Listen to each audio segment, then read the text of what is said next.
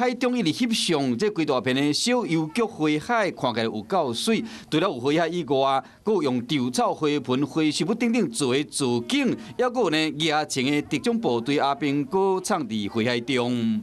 稻草人哦，都是大家想到要怎么做，男生女生自己想到哪里做到哪里的。这个船来甲运用啊，即马变成一个咱清水一个大地标的是花海呀。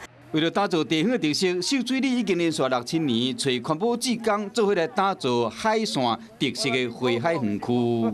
嘛无困难啦，因为有人斗3工啊。那乡下地方，你看空气多好。 秀水社区发展协会表示讲，今年的花海因为雨水较少，虽然花无像永年遐水，但佫伫志工做伙拍拼之下，造景是一年比一年较丰富。望讲透过打造地方的特色，带动海线游览的人潮。